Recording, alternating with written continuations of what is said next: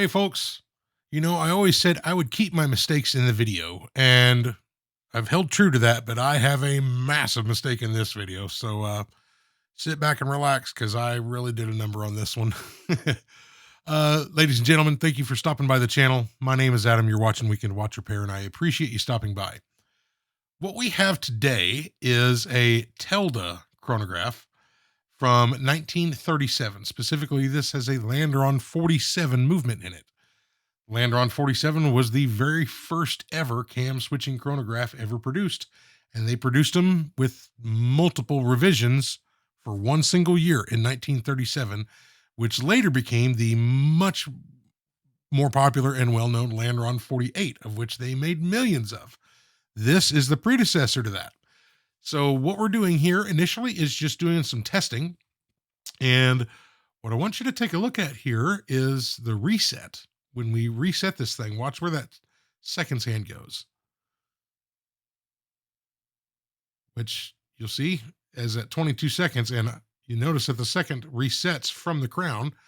And also, I don't know if you caught that, but if you saw where the minute counted over, it counted off at about when the seconds hand hit like 18 to 20 seconds.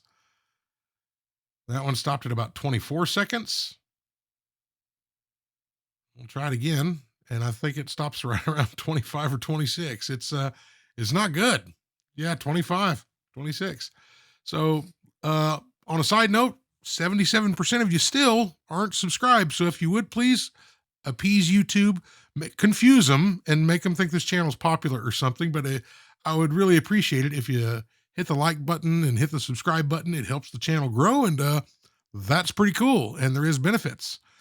Previous subscribers will tell you get an invisible trophy in the mail. I would send you a picture of it, but that is rather difficult. But we have this watch here. It definitely has some issues.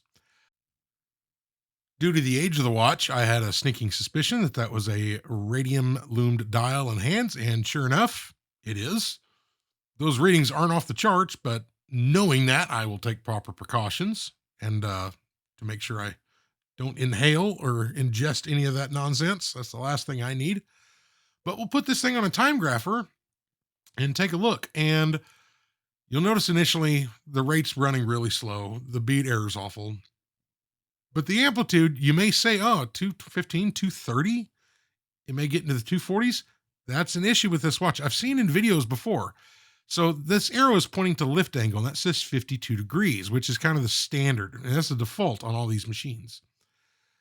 The lift angle on this watch is not 52 degrees, and I've seen videos of people servicing like Landeron 48s, not all, but a couple, and they'll get amplitudes in the 260s or 270s and think, oh, the movement's running great, but this lift angle is actually 10 degrees shallower. And so if we just change the lift angle, the only thing that's going to change in this is the amplitude reading, but this gives you a more honest reading of where this watch is running. And you notice we went from 230 to 240 to the 180s. 170s. And so that's a 50-degree drop in amplitude. And then you'll notice as we change positions to multiple positions, this watch is just running atrocious. So, yeah, we have our work cut out for us. But I thought this was a good opportunity to kind of talk about lift angle for a minute. Having the wrong lift angle won't show you the wrong timekeeping results, but it will tell you inaccurate amplitude results, which is kind of a measurement of how healthy that movement is running. So this watch has a snap-on case back, and so I'm just going to use some plastic to protect it as I get my little tool and we pop it off. And when I did that, that came off way too easy. And I mean way too easy. I'm honestly surprised that it even held on there. But we have a very pretty movement in it. You can see outside of the one watchmaker mark, this thing is marked Telda Watch Company, Swiss, by hand. Telda, I think, they bought movements and repurposed other stuff and branded their own watches. And you can see they also did it on the chronograph bridge there. Not uncommon, but not the prettiest thing in the world either. The first thing I like to do on these kind of Swiss chronograph movements, and all of them for that matter, but is just do a thorough visual inspection of everything before we dig into it. And so that's what I'm doing with my microscope here.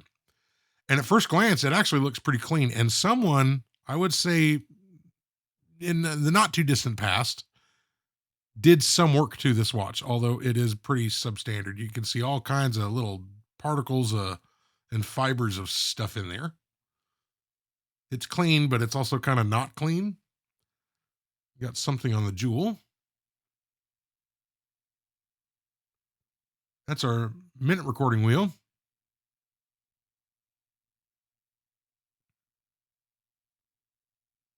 Taking a look at our balance. That doesn't look too bad at first glance. Here we have our escape wheel jewel. And I didn't notice it at first, but here we'll throw an arrow and there's a big chunk of something right there. Courtesy of the previous watchmaker. Engagement between the driving wheel and the coupling clutch. It could be a little bit deeper, and we have some fibers in there. We can adjust that out later. On these watches, there are eccentric screws that you can use to make those adjustments. But we also want to check the engagement vertically between those two wheels, and that actually looks pretty good. But I'm going to highlight something here. We got more junk stuck to one of the spokes in that wheel. This is the engagement between the coupling clutch gear and the chronograph runner wheel. And I'd like to see it a lot deeper than that. If we stop the video, it's engaged about 50%. When you have gear-to-gear engagement, you need 75% plus generally. That's a bit shallow. I also want to check the chronograph runner to the sliding gear. And that does clear by the skin of its teeth, but it does clear. And the minute jumper spring, typically you want the jumper spring to be dead center between the two teeth, and that one's just barely off, but visually you can tell it's off center, although it's not by much. You do want that to be dead center. But just kind of more junk in here, and that's kind of what I'm seeing in this movement, and there's little puddles of oil everywhere. Otherwise, the parts look pretty clean, but there's a lot of over oiling. I bought this watch on eBay, and I thought it was cool. We haven't done a lot of Swiss chronographs on the channel, and this was a Landeron 47, which it took me a bit to verify that. I thought it could potentially be a Landeron 50, which was also only made in 1937, but this is a Landeron 47. But the first thing I want to do is remove power from this watch. So the click spring is on the underside of the bridge. So I'm just using the tip of my tweezers to kind of hold that back. And once I get at it at the right angle, I'll let the power down from the crown, just letting it slide between my fingers. On this watch on eBay, the eBay listing actually said they were using some clever photography, or maybe they were just ignorant of the fact that it wasn't what they claimed it was. But they said it had a stainless case. And from the photo on eBay, it honestly looked like a stainless case. Obviously, you saw this watch, this watch case as we opened it up or was showing it earlier, and this is most certainly not a stainless case. So we will have to do something with that. In order to get this watch out of the case, first thing we need to do is remove these pushers. And on this Landeron 47, that's one of the unique differences between the Landeron 47 and Landeron 50. They both have the center flyback reset in the crown, but on the 47, it's the screws, the posts on those pushers are screwed. On the 50, it is different. Loosening up the setting lever screw will allow us to remove our crown. I was really curious about how these were designed because I'd never seen one before. So we took it apart. And what this is, it's a little sleeve inside the crown assembly, and they're kind of manufactured as separate pieces and then put together, and then metal like flaps are folded over. And so you can't really separate it. And with its design, it's not really designed to have a gasket either, which makes sense when you see, there's some markings on the dial where moisture from over time had gotten in on this watch. It's just a design of the time that they quickly got away from. But being that this watch is as old as it is, I'm kind of surprised there's not more of it. There's two case screws holding this in, but the way those case screws clamped on, they actually clamped onto the outside of the case, which when the screws are installed would prevent, it wouldn't prevent the watch movement from coming out the back side of the watch. Those case clamp screws are keeping the movement from going forward removing from the dial side of the watch. So what that means is I need to pull the hands off, and this watch has to come out through the front. So I left the case screws out and put the case back on. And now with that bezel removed, we can go ahead and remove our hands. Just using some plastic to carefully cover everything to avoid scratching anything. And keeping in mind, this is the loom on the dial and hands is radium. So right now I'm wearing like a respirator kind of thing. And the plastic I use for this, that little tray there, I've got multiples of those. That one there I only use for radium watches, and then I keep it in a little plastic bag and stuff when I'm not using it. The hands are a very tight fit on this, at least on the hour and minute hand. I have a feeling that the reset for that chronograph seconds wheel is due to the tube being too loose, which we will find that out later. Then we have our sub-register hands. The one on the left, you notice that hand is a different shape than the one on the right, which makes it a bit easy to identify when they go back on, which one belongs where. That one was pressed down very, very close to the dial. Almost very difficult to actually get the tools underneath it.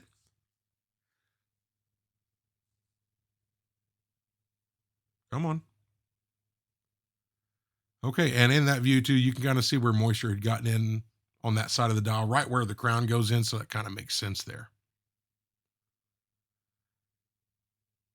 But we'll get those hands out of the way. If I can ever do it. Come on, Adam.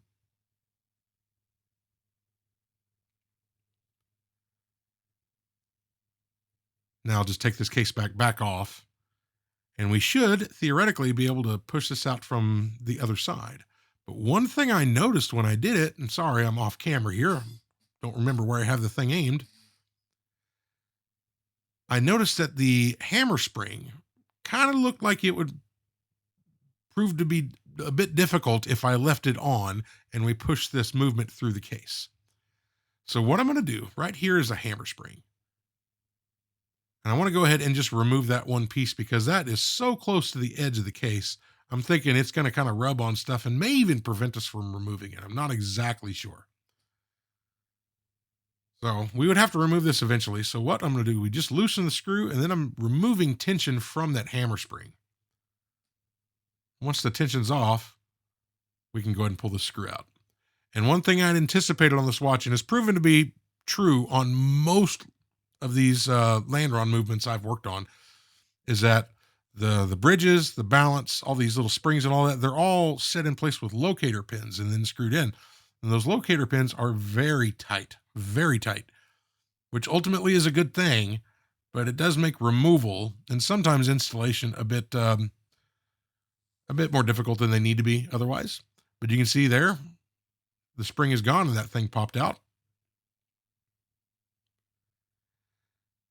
The dial is held on by 2 dial feet screws, and that one was extremely loose. It wasn't even grabbing onto anything. And quite frankly, so was this one. You'll see how easily I turn it. I mean, there was just nothing holding that thing on except just the friction of the dial feet being pressed in. So this dial does separate actually quite easily, a lot more easily than it should have otherwise.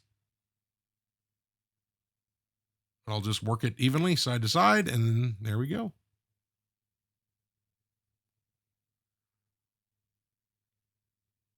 You'll notice the dial side of this watch is pretty basic. There's no calendar function or anything, obviously. So we're just keyless work, motion work, and that's basically it. So we have our dial washer and our hour wheel comes off. And the purpose of that dial washer is just to put a little bit of tension between that hour wheel and the back side of the dial. That way it kind of keeps that hour wheel held down into place. We got our cannon pinion removed. And I want to be very careful removing this setting lever spring. Kind of an interesting shape of this thing, and I would doubt it. I mean, I'm sure they're available because this spring is shared between this and the Landeron 48, but I would like to not break it. So loosening it just enough and we break tension on that spring. Now we can pull these parts off.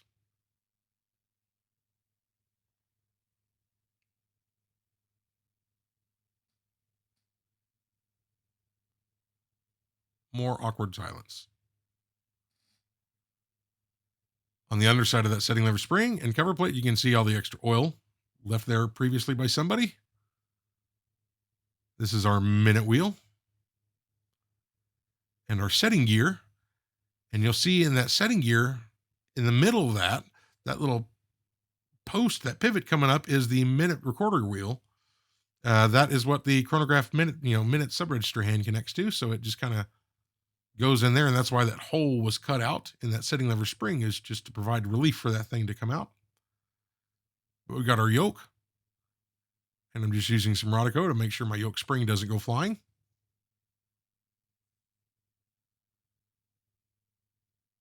And our sliding clutch,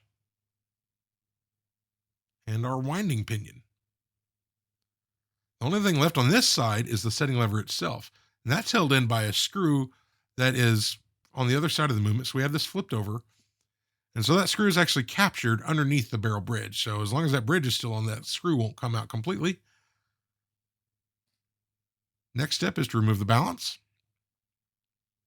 Again, I was kind of anticipating this thing being a little bit troublesome to remove.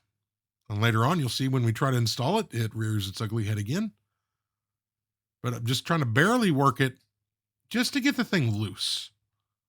Not a whole lot. It doesn't have to come all the way off, just loose. That way I can lift it off without those locator pins just kind of making the whole process more difficult than it needs to be. But when you have tight locator pins, you got to lift straight up. So that's what I try to do there, but it comes off.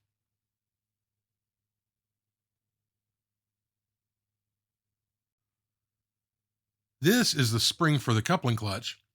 And on these Swiss chronographs, what I like to do, and I'm sure most people who do these do it the same way, but removing all the springs that I can beforehand, because there's constant tension on all these parts. So if you can get these springs out of the way, the rest of the parts will come off without too much fuss.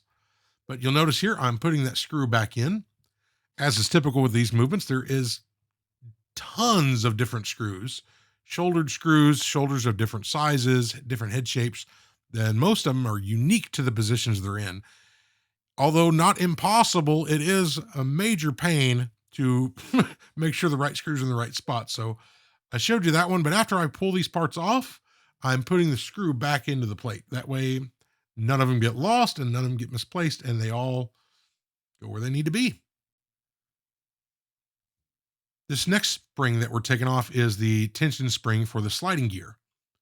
Being a bit meticulous on how I remove it so it doesn't go flying on us, but kind of unique shape. It's got a little 90-degree bend at the end of it, but that comes off.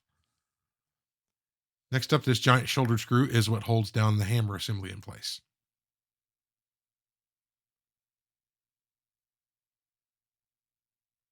So that comes off. We can lift our hammer off. And there's more than just the hammer in that part. That's where the cam engages from the operating lever. It's got the steps for the hammer spring detents, all kinds of stuff. And a lot of oil on the underside as well. And what you'll notice when a watch is over oiled, I actually mentioned it in the last video also, but when a watch is over oiled, oil will kind of seep everywhere. And capillary, if it gets between, a bridge and the main plate, or something mounted to a bridge, or just kind of two flat plates next to each other, if it seeps in between it, it will pull the rest of the oil in with it, and it'll actually go away from the part that you want it to be on and kind of seep in there. So when we pull plates apart and you see all this thin layer of oil over everything, that's kind of why, because it was actually over oiled. And what's ironic about that is a lot of times when a watch is over oiled, the oil will not stay where you need it, and you'll get all your extra oil and all the oil entirely in places where you don't want it. So the operating lever came out. That's our chronograph bridge. And you notice that the chronograph runner wheel came off with it. And so the reason that is because there's a tension spring that goes between that wheel and the plate. And you see that little spring kind of bent up right there. And that is to make that wheel run a little smoother. Just because the teeth-to-teeth action from the coupling clutch wheel to that wheel, it having that tension spring that just provides the tiniest amount of tension makes the initial jump and the running of that wheel much more smooth. And it's more for the initial jump when you start the chronograph, but it just smooths things out. Lastly, this little piece here is the infamous on all these Swiss watches, the minute recorder jumper spring. Um, that spring is so incredibly thin along its axis. It's so easy to misshape it and bend it. That tiny little part there, right there, that's no bigger than your fingernail. A cheap one, like for this movement, we're not talking Valjoux prices. Would be $80 to $100 just to replace that tiny spring. It's crazy. So I'm handling that with the utmost delicacy and care. A special tool removes that chronograph driving wheel that is attached to an extended pivot on the fourth wheel. Now we can get down to the base timekeeping part of the movement, which, if you're familiar with a lot of these videos, be it on this channel or others, the rest of the architecture of this is going to be pretty common. We got the pallet fork bridge off, and our pallet fork can come out, and it looks like we had a tiny amount of power still left in that watch.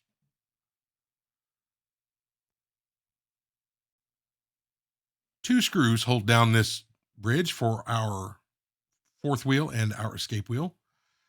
But you notice here, I was aware I was filming, but I also was aware that this thing is going to be on there super tight. So apologize for the poor camera angle here, but I am just trying to loosen this thing up incrementally along the edge of that bridge plate so it'll pop up. Then once it pops up, now I can just lift it straight off. But the design of that wheel train and all that prevents me from removing the fourth wheel without the main barrel bridge being removed too. So 2 more screws, and those are the exact same screw on this particular movement. That is not always the case, but same concept here. Slowly, and probably doesn't make for a great video, but slowly working each side of that. And luckily with this design, I can get my little plastic tool underneath here, but I'll just work it up slowly till it gets to a point where I can just lift it straight off. And you notice the edge of that where that other bridge was, you see all that oil right there on the main plate? That's because this thing was horrendously over oiled. But there is our center wheel or second wheel. That is what the canyon pinion attaches to. This is our third wheel. And our fourth wheel. And so this has extended pivots on both sides, one side driving the sub-register seconds hand and the other side driving the chronograph driving wheel. And since that wheel rotates once every 60 seconds, that would make sense that the seconds hand is mounted to it. Lastly, you saw our escape wheel come out, and now our barrel and ratchet wheel get removed. So the ratchet wheel on these just sits on top of the barrel, and it's kind of wanting to come off at an angle. So we'll just flip it over. And that barrel has got some staining or something on it. And I'll tell you, I didn't get really a whole lot of footage later, but I tried to clean that, and there's a little piece of black something on there, but that looks like it'll come off.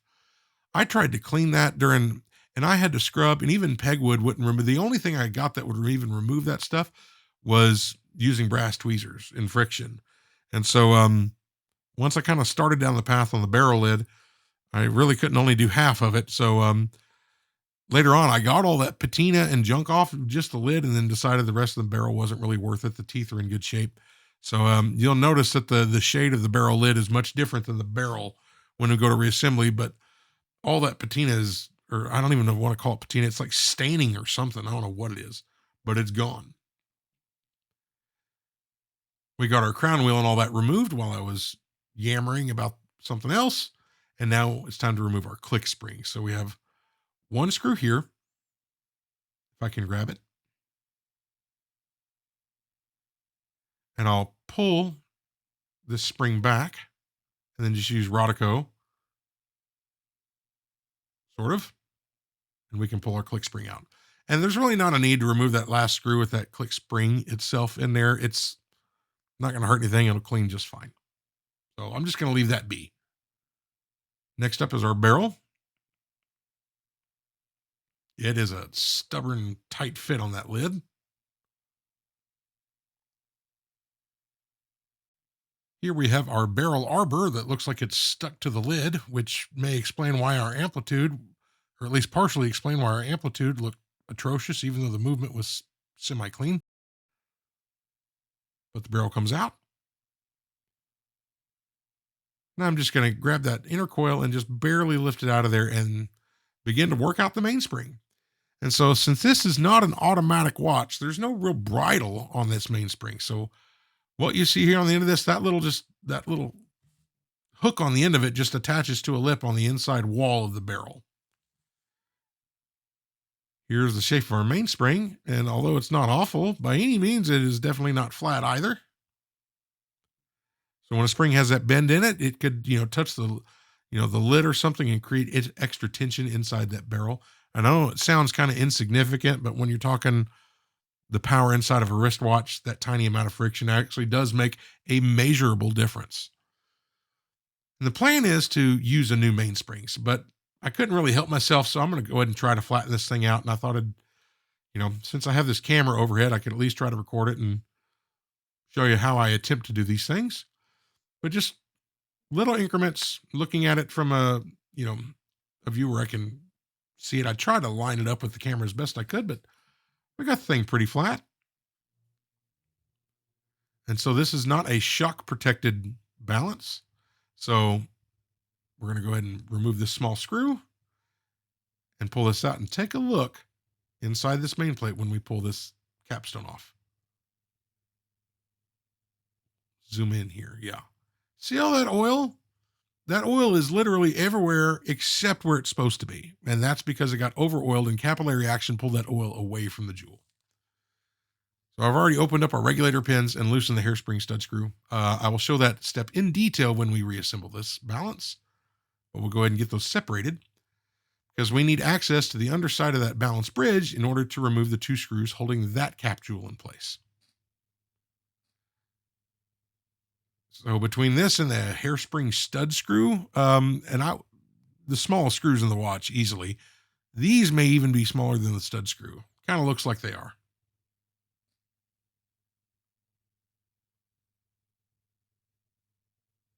We get those out of the way. There we go. That regulator is still stuck to it. That regulator should just pop off. But there's our capstone. There's our regulator. Being very careful of that regulator too, because it's going to be very, very easy to bend or break that regulating pin that's on there. That is not a robust item at all. So on our coupling clutch, we can disassemble that as well. Just one screw. One thing of note on these coupling clutches is this wheel can be mounted in either direction, but it's only supposed to be mounted in one specific direction. You can see the hubs on the center of that wheel are different from side to side.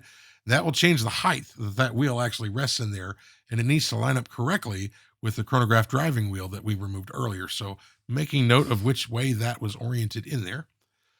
But we have this thing disassembled. And so right now I'm going to go ahead and clean this mainspring along with it, although we were going to put a new one in, but just part of the routine. But while you watch me do this, you've seen it in other videos if you're a regular viewer. And on that note, I would like to say, ladies and gentlemen, I really appreciate you stopping by. I wish I knew what it was about that last watch, that little gold Seiko. That video sure did hit with people, and a lot of people seem to enjoy that. That's actually the best performing video I've ever had on the channel in the time frame since it's been uploaded. It did better in its first 7 days and the first 2 weeks than any other video I've ever posted. I don't know why or what it is about that watch, but folks seem to like it. So I'm glad you did. If you can identify what it is about that video, let me know. But moving over to the cleaning machine, this is my own cleaning machine.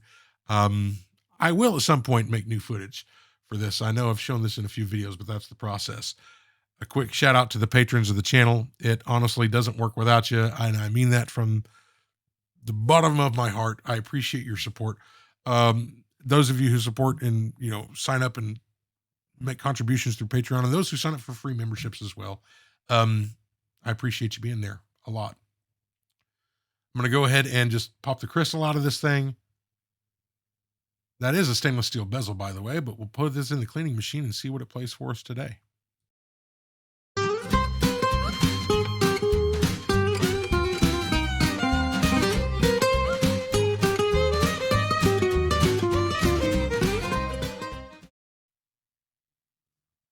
All right. We have everything cleaned and ready to go. So the first thing we're going to do is lubricate our balance cap jewels.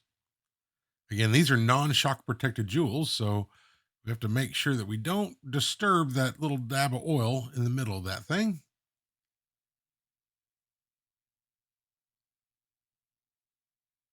We'll go ahead and screw this into place.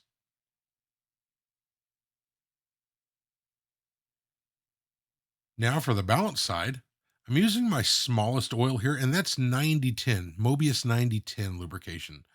But when I use my smallest oiler and I'm trying to be very precise, I suppose, it's almost not enough oil. So I have to do multiple attempts just to get enough oil on this jewel to get about the size that suits my eye.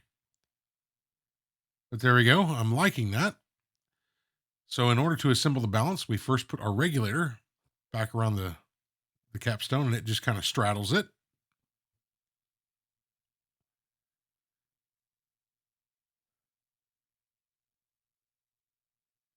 Now I can go ahead and put the balance bridge back on.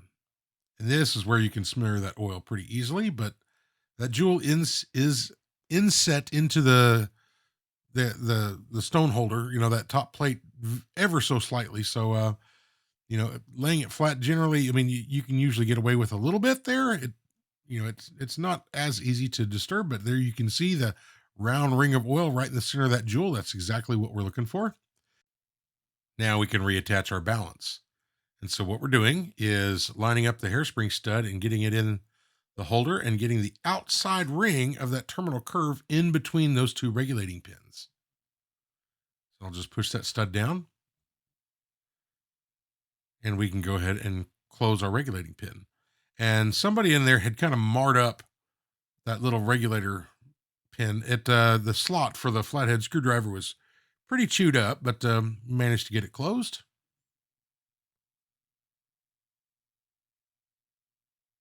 All right. And although very clumsily, I'm just going to screw that screw in just ever so slightly, just so that hairspring doesn't fall out. But as you can see right now, we're not really level. So I'm just going to loosen this screw up just a little bit so that I can move that hairspring stud up and down. Not totally loose where it just flops up and down, but just a little bit. So I'll move it and it'll kind of hopefully stay close to where I adjust it. And then I'm just kind of eyeballing it right now, just trying to get the thing flat. So sometimes can be a bit of a tedious operation, and what really can be frustrating about this process, just a little,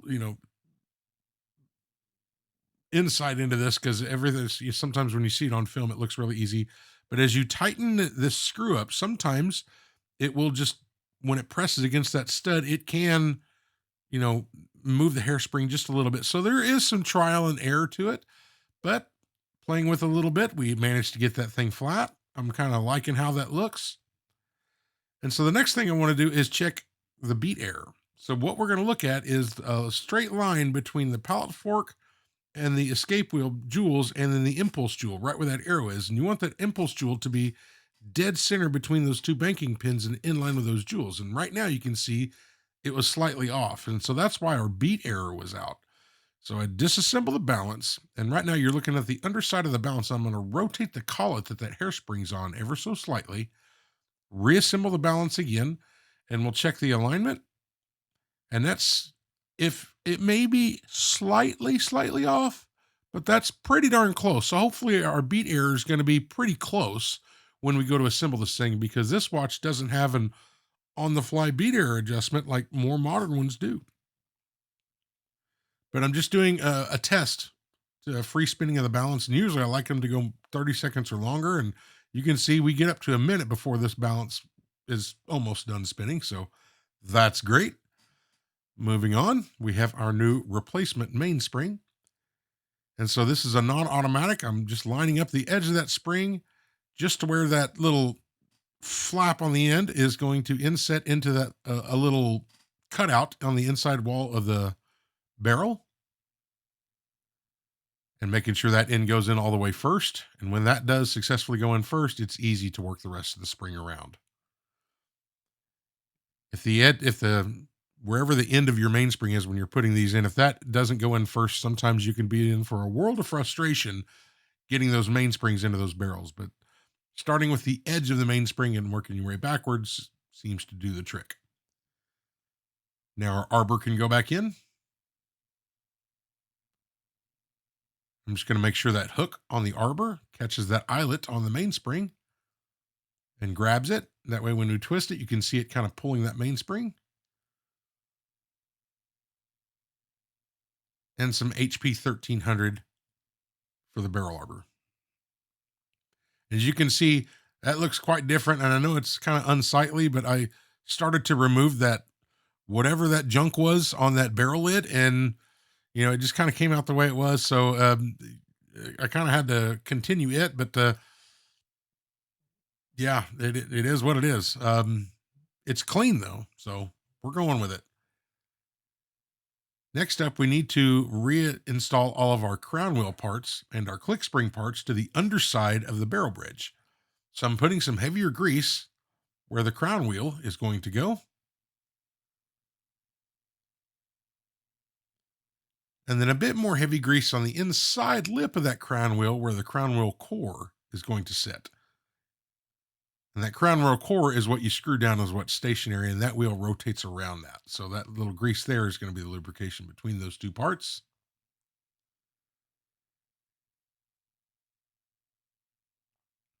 And this whole assembly is held in place by two very tiny screws. So we'll go ahead and get those set in.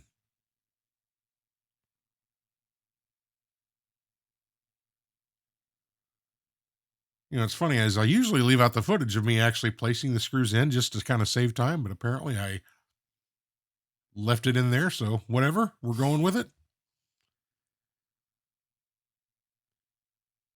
And I'm just going to give this a test and make sure nothing's binding up. And that feels really nice and smooth. So that's great.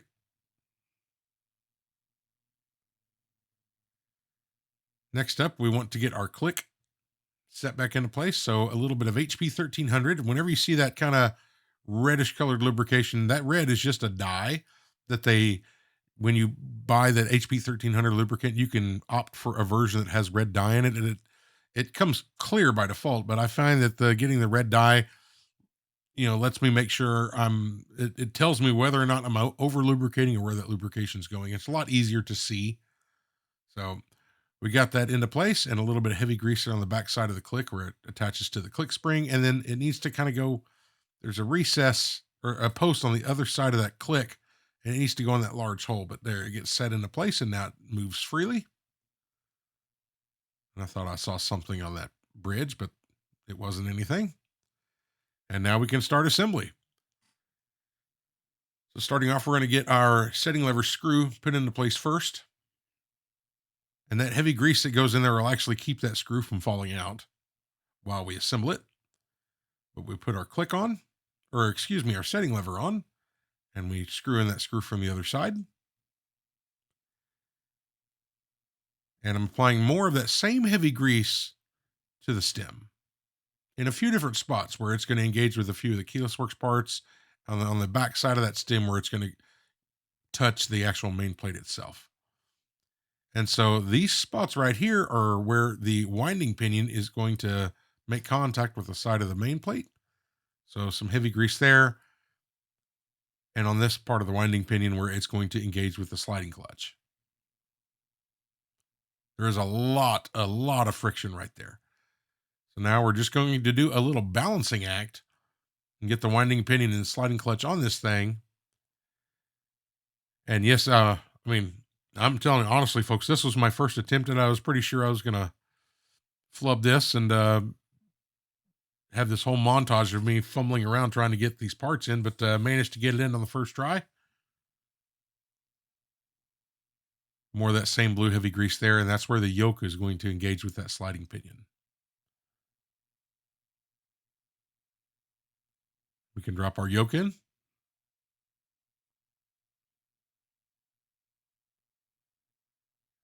And so I'm just going to use a lot of microscope footage here because a lot of times, and I'll just be honest with you, on some of the previous videos, I didn't really think I did a very good job of showing all the different spots on the keyless works that gets lubricated, or, when you're filming it from a camera that's further away, it may not kind of come through in the video as showing all the little different spots that need lubrication in this part of the watch. So we're just going to keep the microscope going here. That backside on that yoke is where the yoke spring is going to make contact. And we can now drop that into place and set tension on it.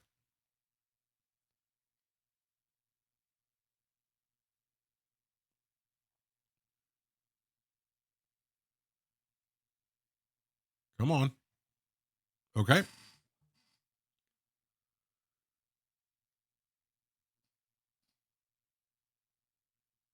Some HP 1300 here for our setting gear. And so the setting gear and for the minute wheel, but the setting gear, it's two-sided on that setting gear that we're going to install. So one side has an oil sink, like a countersink machined into one side, the other side's flat. So I'm making sure that that side with the oil sink is facing upwards.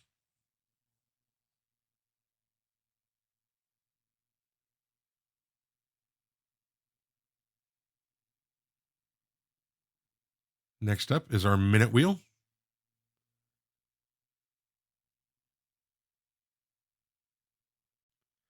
Now that that's in place, we can install our setting lever spring. And so this spring kind of covers all those parts and just kind of keeps everything held down. So what we're going to do is get both of these screws started, but not fully tightened. Now we can go ahead and apply some lubrication to the setting lever spring, the spring part of that setting lever spring itself. And those two notches are where the setting lever is going to engage with that. And when you pull the crown in and out and you feel those stopping positions, those little grooves there on that spring are where that feeling and where that stopping position is coming from. But we set the spring into place, and now we can go ahead and tighten this thing down. And I'm just going to give it a quick test. Everything's feeling really positive, so no issues there. And once that's good to go, I'm going to go ahead and just clean up that excess heavy grease there. Beautiful. Now we're going to begin the timekeeping side of the watch. So I'm applying some HP 1300 to the lower barrel arbor port, and we can go ahead and get our mainspring barrel put into place. And the ratchet wheel goes on top of it.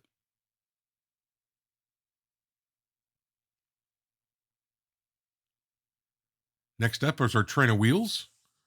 We're going to begin with the escape wheel. And our fourth wheel, just remembering that we have extended pivots on those. So just being very careful to line that up. And that escape wheel is really not going to sit straight up and down until the whole kind of train's there in place. But next up is our third wheel. And I'm kind of at a weird angle, kind of coming at this from the opposite angle that I should. But we'll go ahead and manipulate that until it falls into place right there. And our center wheel.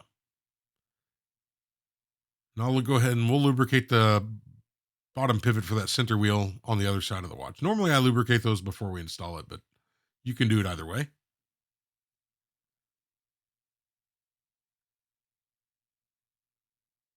All right. Next comes the bridge. And so the difficulty with this is that that ratchet wheel has to engage with the crown wheel that's assembled on the underside of that bridge. And so those gears have to mesh between those two. So it's really not going to drop down by default. So I'm just going to use the lightest touch possible with my fingers. And I'm going to rotate the crown. And then when I feel it engage and turn, we know we're going to be good. And now I just need to line up the pivots. And so the tapping trick won't really work on this just because of the locating pin. So there I'm messing with the third wheel. And there you saw that pivot drop into that jewel. And now, just being very careful, we're going to lower this bridge into place, making sure that our extended pivot on the fourth wheel finds the jewel hole. And again, these are super tight squeezed to even to get the locating pins on before you even screw it down. So we can't do the tapping trick here. So what we have to do is gently press down on that bridge as we manipulate the escape wheel and line that pivot up with that jewel in the bridge. I'm just going very, very slowly, applying very light downward pressure, and that jewel and pivot line up. Once everything's good to go, I'm going to go ahead and just tighten these 4 screws down. And we can go ahead and begin lubrication. So that is our center wheel and our third wheel, the extended pivot on our fourth wheel, our escape wheel, and the upper barrel arbor pivot. There we go. And then we can go ahead and flip the watch over and do the dial side. So I just like to start when I do these from the smallest wheel and going backwards. So that was the escape wheel. Here's the fourth wheel, the third wheel,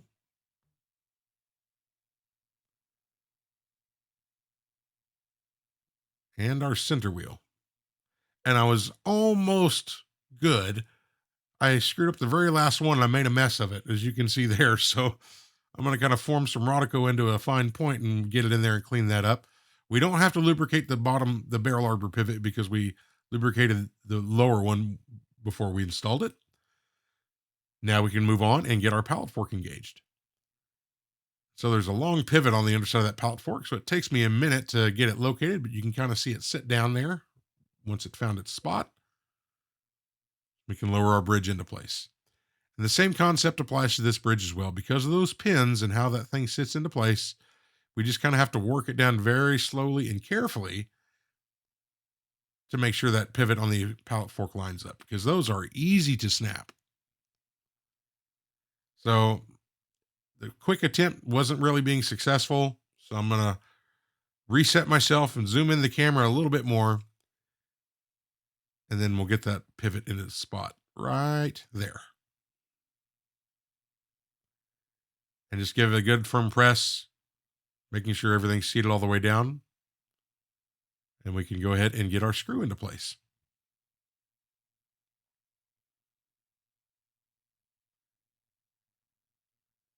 Now we need to do our escape lubrication. So what I'm using here is Mobius 941. And I'm applying that to 5 teeth at a time. Just applying it to the exit stone, and it'll work its way around and lubricate everything that needs to be lubricated. And we'll do this a total of 3 times. This is an 18,000 BPH movement. So there's 15 teeth on the escape wheel. And that's not just 18K movements that have that, but high beat movements can have higher teeth count on the escape wheel, generally 21. But on that last one, I just kind of work it around a little bit more. And now you can see me fumble around. And sometimes, balances don't always go in great. And it's been a while since we've had one on the channel I had to fight with, but I had to fight with this one. And so you'll see the full process. So we get the balance set into place, but just because those pins on the underside of that balance cock, being the way they are, it doesn't just drop straight down. They basically, you have to compress it in. And so that can be dangerous and you can break a pivot. So I'm just going ever so slowly and incrementally. And you can see that balance wants to run, but the bridge just isn't down all the way. So I'm just going to slowly work it. I need to lift it up just a tiny bit here and free that up. And you see that thing wants to go.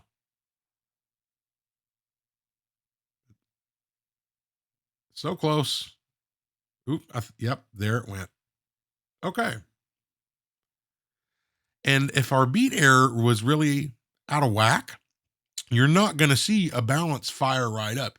Usually when you see them fire, when you put a balance in, or even if there's no power in your watch and you just start winding it from a dead stop, if that balance likes to kick up and fire up right on its own, if you have a high beat error or that impulse jewel's off center, it's not going to do that. And you have to kind of entice it to run. So the way that balance fired up immediately, that was great news to me. So our beat error right now is 1.4. Amplitude looks great, by the way, 1.2. That's close enough where it's not going to affect timekeeping at all, and I'm just going to keep it. I did test this in multiple positions, and I was watching my screen, and I didn't notice that my camera battery had died, so I have very limited footage here. But this was about 20 minutes after getting it running, just setting timekeeping a little bit. But I'm liking those numbers a lot. That looks great, and amplitude's even going to rise up a bit more as this thing runs in. But for right now, I'm going to start assembling the chronograph components. And what I want to do is remove power from the watch, because the first part we're going to put in is that chronograph driving wheel. And that is pressed on to the extended pivot of the fourth wheel. And I don't like doing those when the watch is running, because it's going to stop your wheel train because you're compressing on that fourth wheel. So just for the sake of safety, and I don't want to damage anything, I'm just going to stop the watch entirely. So we'll put that on, and I'm just going to use this other hand pressing tool I have. It works great. You want to put direct downward pressure on that evenly, and so yeah, it's just a great tool to use. A hand press tool is a great option to use to do those.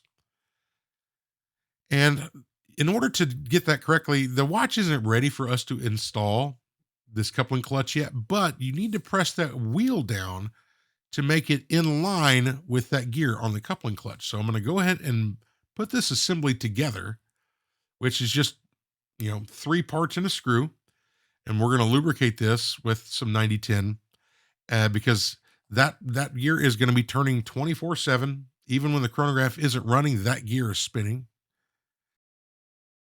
And I want to put it on the watch and test it just to make sure that that chronograph driving wheel is in line with this.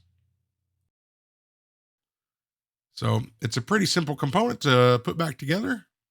We're just finishing up here the last of the lubrication. And I go ahead and just temporarily mount it back onto the watch. And I did only had to press it down just ever so slightly, but we got those pieces in line. So you can see it's back off the watch now.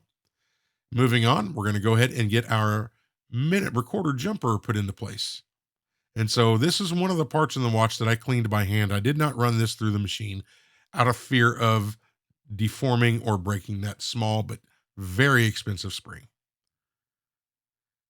Next up, we're applying some lubrication to the 2 eccentrics that are used to adjust this sliding gear.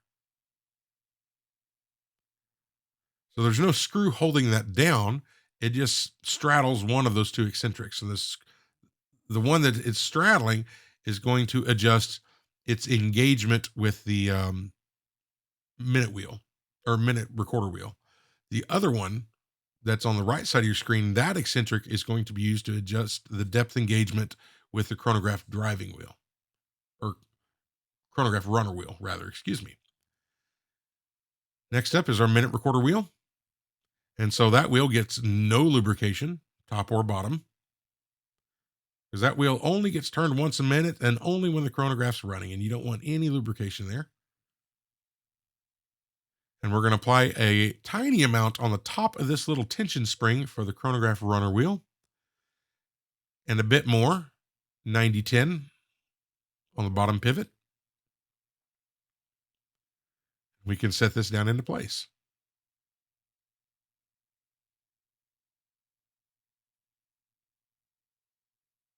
And so the nature of that spring holding that wheel up, just know that it's a little bit of a balancing act, putting this bridge back into place.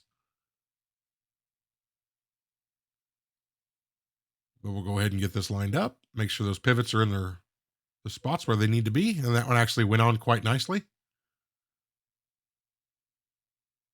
And I just like to hold that bridge down as I'm screwing it back in, just to make sure that nothing moves around. And some 9010 for the top jewel. Next up is our operating lever. And I had to do a bit of rust removal just using a fiberglass brush. That little arm that goes down and engages with the crown you see there, that was pretty heavily rusted on the old one. I didn't really catch that on camera when I was removing it, but that cleaned up pretty easily with a fiberglass brush. But since there is no gasket right there in that little area, because it was just a design of the time, it's a pretty natural rust point. But that's all been taken care of. And some grease in a few spots where this is going to engage with a couple screws and all that that act as stopping points.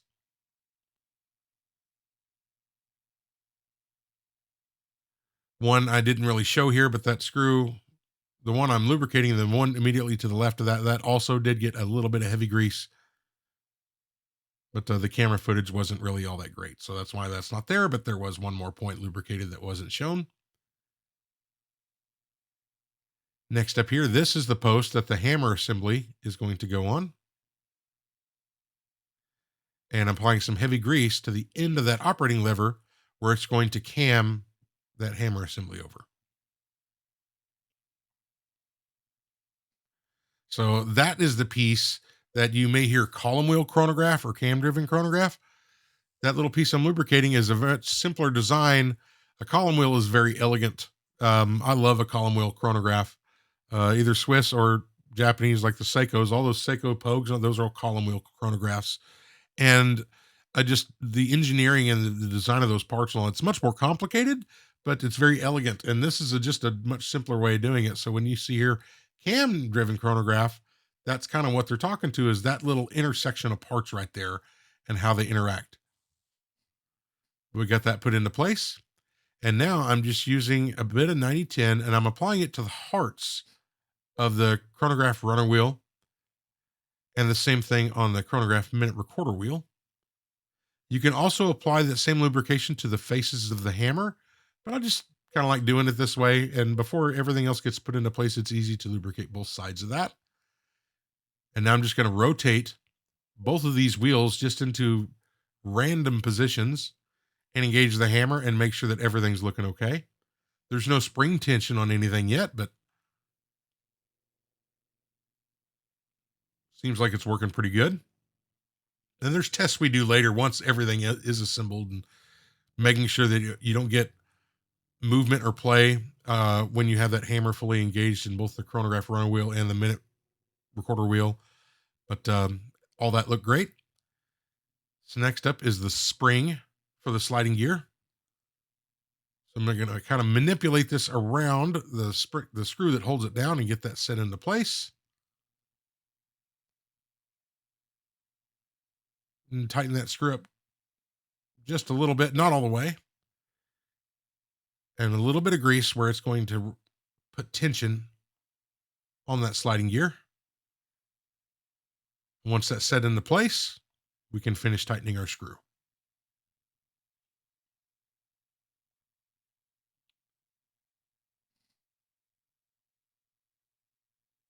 That is the eccentric screw for our coupling clutch.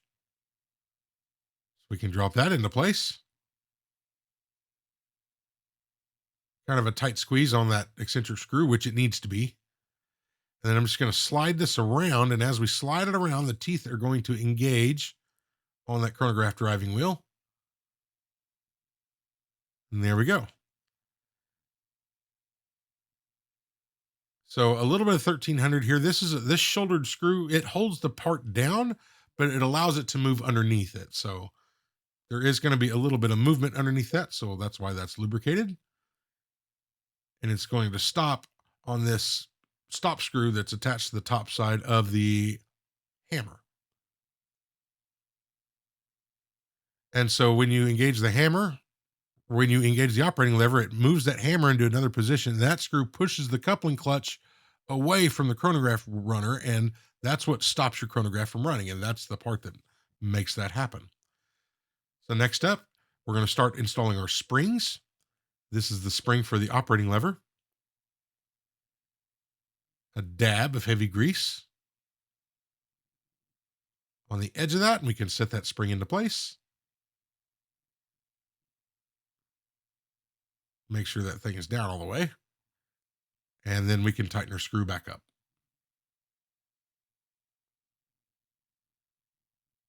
Next up, these detents on the top side of the hammer are for the different positions, for the different buttons that you're going to hit and the stopping points of where that hammer needs to be. So that's where the hammer spring is going to engage it. It's the exact same concept as the setting lever spring. So we can drop our hammer spring into place. And this one may have the tightest pins of any of the parts in this watch. It's kind of ridiculous how tight that is, how much you have to press on it to get it down into place. But just holding it down, that's looking good. And then we can put our screw into place there as well.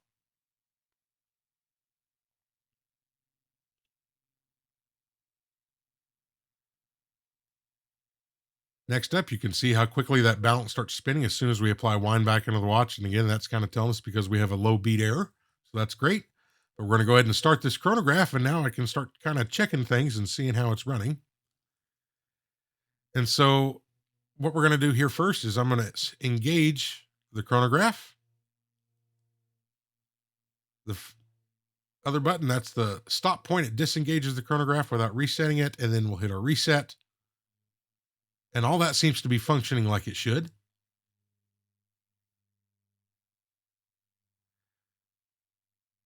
Depth has been adjusted between the chronograph runner and the coupling clutch wheel. And here you can see the initial results before any adjustments were made on the clearance. And again, that is super duper close, closer than I'd like it. So I temporarily remove the hammer because it's easier to get to that eccentric. And I'm going to adjust that. And I moved it the wrong way at first, so I'm moving it backwards a little bit. And we're going to just kind of keep this all in one shot. And you can see it kind of, yeah, zoomed in there. You can see I moved it in way too close. So again, kind of adjusting it a little bit. And I just forget which way to turn it initially. Sorry, I'm getting tongue tied. But this next one, that clears. And so we'll go in closer and you can take a look at the gap as it passes it. I like that a lot better. But because we made that adjustment, we also need to make sure that our minute recorder jumper and all that set into place. So I'm loosening up this screw here that allows us to move that jumper spring. And so I'm just going to adjust this a little bit where it's sitting dead center between two teeth, at least to the best of my ability.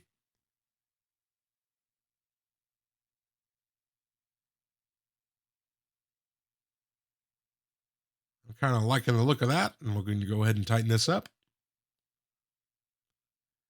And let's take a look at it up close as it jumps. That's looking a lot better. And so on these chronographs, there's several different eccentrics. So the first one we do to adjust the chronograph runner and the driving and the coupling clutch is set by that first eccentric. The second one adjusts the depth between the coupling clutch and the chronograph driving wheel. The third eccentric right here is going to adjust the sliding gear's engagement between the sliding gear and the minute jumper. And this last screw that you just saw me do earlier is going to adjust the sliding gear's engagement with the chronograph runner wheel. And lastly, you just saw that last one up top is for the minute recorder jumper spring. And with all those adjustments done, we can flip this thing over and finish up the dial side. Some heavy grease goes on the post for the center wheel, and we can install our cannon pinion. And since that's a steel cannon pinion and a brass minute wheel, there is a significant chance of damaging teeth on that minute wheel. So I'm just going to align these teeth real quick and make sure I don't crush anything when I press it down. Just like that. And a little dab of HP 1300 goes on the outside of this for the hour wheel.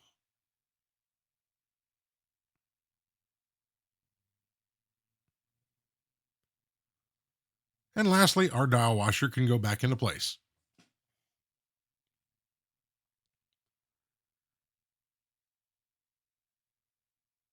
Our dial goes back on.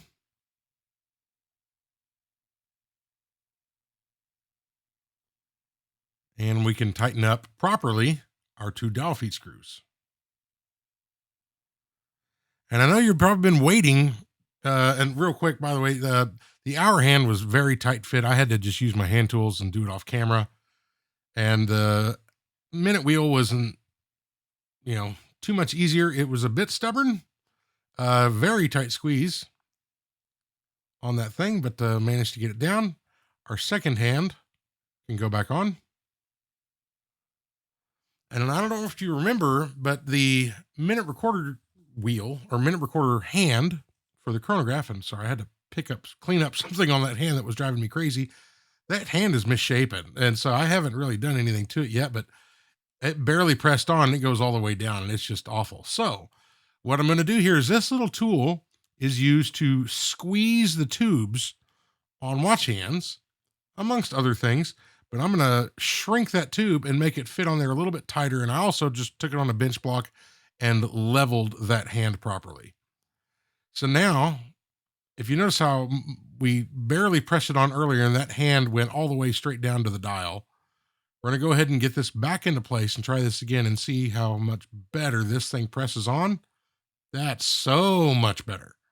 So much better. And so we had the same exact issue with the second sand. So I tightened that up just the same. And now you can see how this thing presses on. Gonna adjust a little bit. There we go. That's nice and firm. And now we can check our reset. So I'm going to just do a couple quick tests here to make sure the reset's all good. I did check the minute jumper reset already, and it's totally fine.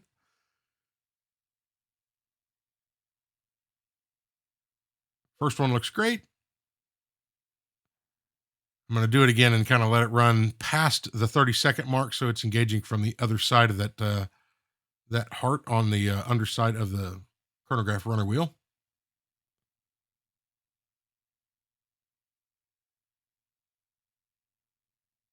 We'll give it a try again. Beautiful. So, like I was telling you, you've probably been waiting for me to kind of get to the part where I destroy this thing. And so we're basically here. With the movement running good, it was time to address the case. And so this is was a plated base metal case. Someone removed the plating and done a poor job. And so what I'm doing here is I've got it just very lightly chucked up in a vise. I mean, ever so, it's just snug. Yeah, that's why I even put a thing in the video there. But so I started with some 400 grit and I'm just removing any plating that's left. And I want to just kind of smooth it out. There's some pitting, significant pitting on the backside of the watch. And the plan was to sand this thing down until, I got rid of that pitting. And I'm just kind of going at it by hand after that. The angle on the bench wasn't good. So I'm just going to do it by hand. And while I'm doing it, I felt this little, I don't want to say snap, but just a little ting. I could just feel it in my fingers. And I didn't really know what it was. Clearly, my testosterone-driven masculinity sanding session was too much for this tiny little case. And look what I did. Look what I did. I don't know if there was looking at footage of the video after the fact, and I don't think there was a fault in the case. If there was, I didn't see it. But what do? I can't, maybe you could silver solder it maybe, but it's not going to, the fit's not going to be right. The structural integrity of this case is held together with the movement and everything in it. And I just broke the darn thing. So, yeah, this is a showstopper. And I've never once uploaded a watch. I haven't had a watch I couldn't finish in years. And technically I could finish this. I found a case, but they want $350 for it. That's more than I paid for the whole project. So what do? So I have a very rare and early chronograph movement that's running beautiful, and I'm going to be on the hunt for a new case. So let this stand as a PSA to everyone. Don't be like I did, and be a little bit more thoughtful about, sanding that. So lesson learned on my part, I guess, but it's depressing.